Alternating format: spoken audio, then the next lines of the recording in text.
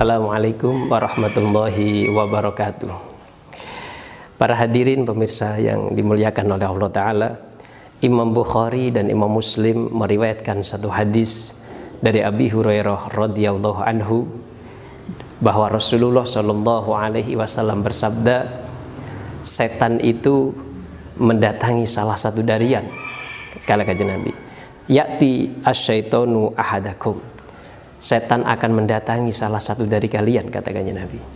Fayaqulu man khalaqa kadza wa kadza.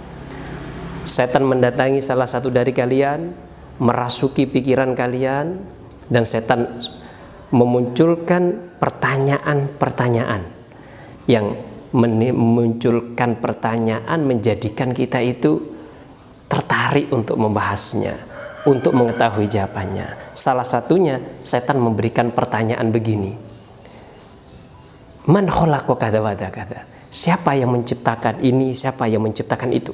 Siapa yang menciptakan langit misalnya, siapa yang menciptakan bumi, siapa yang menciptakan alam semesta. Setan terus memberikan pertanyaan semacam itu sampai nanti akhirnya setan mengatakan, man khalaqa rabbaka, siapa yang menciptakan Tuhan kamu? Apa kata kanjeng Nabi? Jika setan sudah mengatakan man khalaqa rabbaka falyasta'idz billah wal yantahi, kata kanjeng Nabi. Kalau setan sudah mengatakan dalam pikiran kalian siapa yang menciptakan Tuhan kalian, maka kalian harus mengucapkan a'udzubillahi minasyaitonirrajim dan berhentilah. Apa yang bisa kita ambil dari hadis ini? Para hadirin pemirsa yang dihormati oleh Allah Ta'ala, pertama, setan ini tidak akan pernah berhenti dalam mengganggu kita. Setan bisa mengganggu secara fisik juga secara psikis.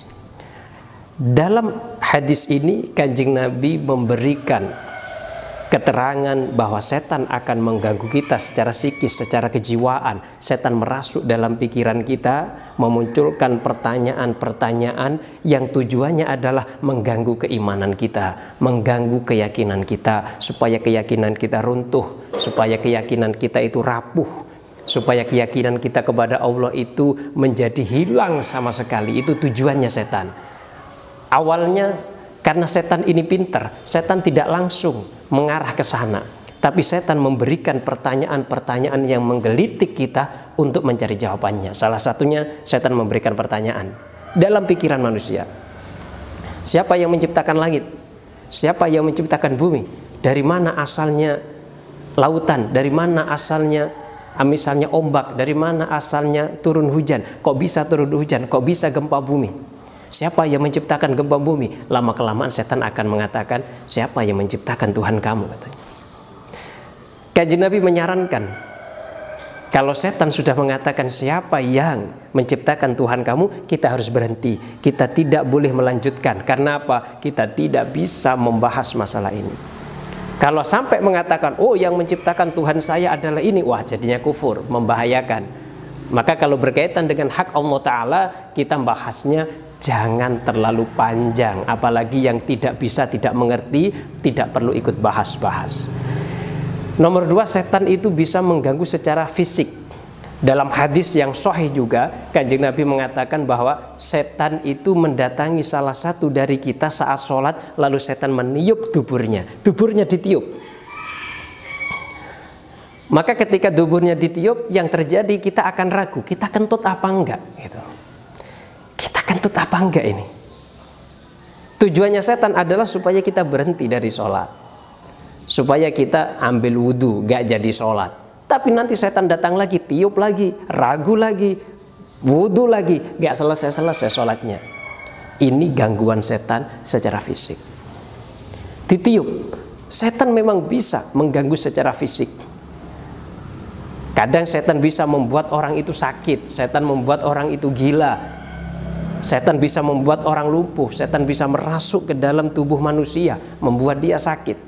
Itu setan. Setan bisa mengganggu manusia secara fisik, juga bisa mengganggu manusia secara psikis. Ini yang bisa kita peroleh dari hadis ini. Setan tidak akan pernah berhenti mengganggu kita, kecuali di bulan Ramadan. Bulan Ramadan ini sama Allah Ta'ala setan diikat, sehingga setan tidak bisa mengganggu. Cuma manusia punya nafsu, yang nafsu itu terus mendorong manusia untuk melakukan keburukan, persis seperti setan, kecuali nafsu yang mutmainnah.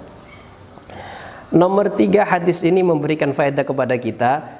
Dalam masalah tauhid kita jangan membahas terlalu tinggi, khususnya yang berkaitan dengan hukukillah, dengan hak-hak Allah Ta'ala, dengan siapa Allah.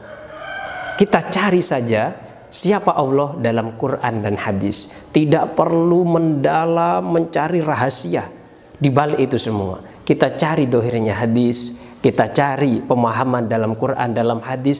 Itu lebih menyelamatkan dalam masalah tauhid daripada kita membahas mendalam panjang lebar yang itu sandarannya hanya menggunakan logika saja.